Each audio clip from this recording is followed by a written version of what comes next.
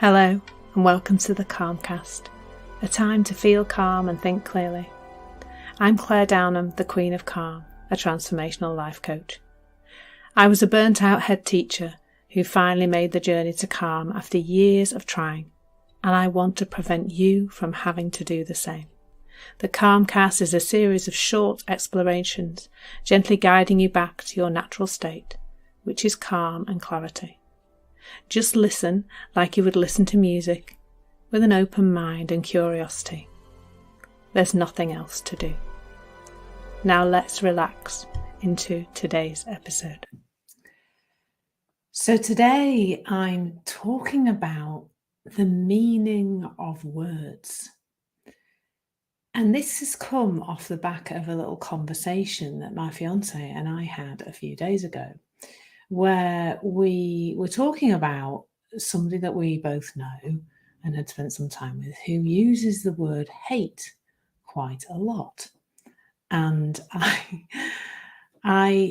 he was talking about that, and I just had this sudden realization, is that I've become quite averse to using that word. I don't use it very often. I don't think I really hate anything. I don't kind of in my head give things that much attention really, or that much energy. But what I noticed was that the two of us were giving that other person's use of the word hate, we were giving that lots of energy and attention and passion, not in a good way, because we had certain ideas about what that word meant about that person and how they were feeling. But actually, it's just 4 letters that have been, in this language we call English, formed into a word.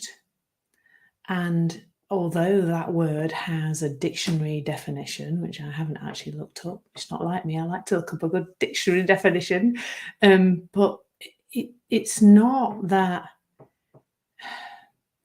it's not really the dictionary definition that is important here, but us seeing that every little piece of what somebody else is saying or doing, that we are wrapping some meaning around that. Because that's the only thing we can do. We're creating our own reality all the time. It's all made up, folks. But when we start to notice these little things that we're doing, like making the word hate into an absolute monster, thinking that that is showing us that somebody is in a really bad, mood or in a poor state of mind, or that they've got particular opinions about things, starting to see that that isn't actually true.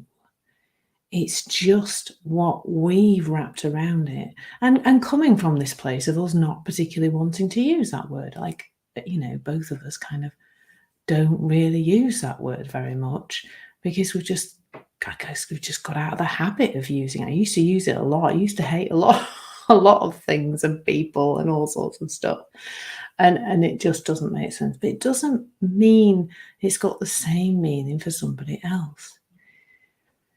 So there's that, there's us, we can start in terms of our own self-care, because let's face it, if we go up into some thinking about a word somebody's used, it doesn't feel very good for us.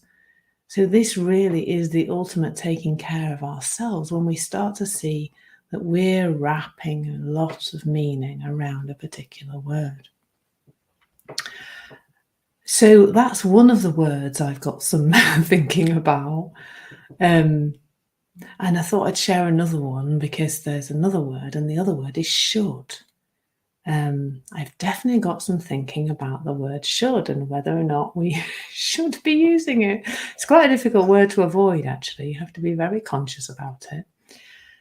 And I've got into the habit of I guess I've demonized that word.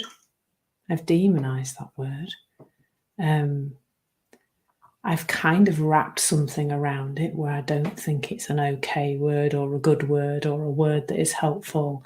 I have even done one of these sessions where I've talked about shouldification, because I see that it is something that we do to ourselves when we think that we or somebody else should be behaving differently or should be being different, or that we shouldn't do this or should do that. That is, it's quite, it feels to me, just to me, of course, I know other people too, but it feels like quite a potent word, a word that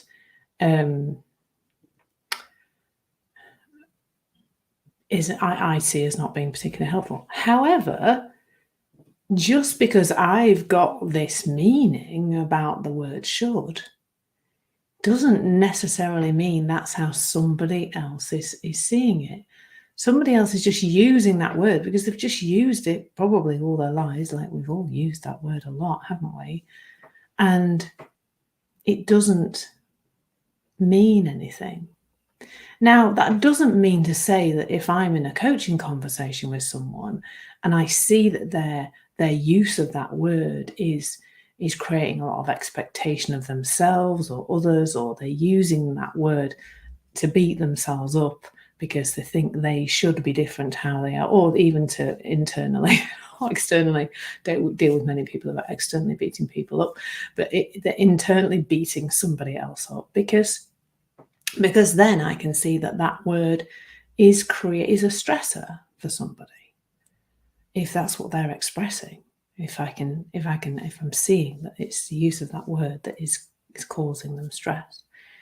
But I just think it's really interesting, because this session on the meaning of words is really, it's a microcosm of the rest of life, because that's what we do as human beings, is we wrap meaning around everything. I've just chosen two words, the words hate and the word should. Those two words, seeing the meaning that I've wrapped around them, how many other aspects of life, and this feels like really to be true, how many other parts of life are we wrapping meaning around all the time?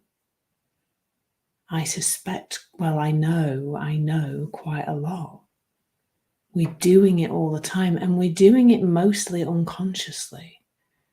We don't know. But the fabulous thing is, what I noticed when I was when I started that conversation with my fiance about the use of the word hate, I noticed that there was a feeling rising. Now, my feelings don't get to very high levels anymore, but I notice when there's a bit of a tension, I kind of notice a bit that I'm not breathing properly, that there's a tightness in my chest, not super tight, but just having an awareness that my body is giving me these clues to let me know that the meaning making is creating discomfort in my body, because that's where we feel the meaning making. We're not feeling the thing we're making the meaning about. We're feeling it. We're feeling our meaning making. And whether that's about a word or a deed or something somebody said to us or a piece of news or whatever it is, all day, every day, we are doing this meaning making, because we're just meaning making machines, human beings. It's our nature to do that. But when we start to see it, I was going to say we can start to unpick it, so I'm going to say that anyway, or unravel it. We can start to see where we are creating this discomfort in our bodies by the meaning that we're making about things, whether that is words, deeds, whatever it is. That's what we're doing. And it is like this peeling off of the layers of an onion, where, I've seen it around these two words. just 2 words, that's all. Now I've seen it around other things too, but in that, just seeing it in that one little area, and then but something else then seems to be bothering us, and then that's another place to get curious. What meaning are we making up around this other place that's feeling uncomfortable?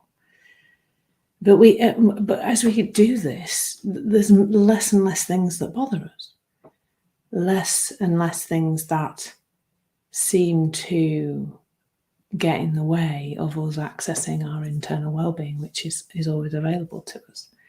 So there's something here that is super fun to get curious about. The meaning of words is the title of this, but it's not just the meaning of words. It's the meaning that we are wrapping around every single thing in our lives that we experience, that we come across in the external world. And that's what's creating our experience of it. And we can have a nicer experience if we just start to see that we're doing it. So this is a super fabulous place to get curious.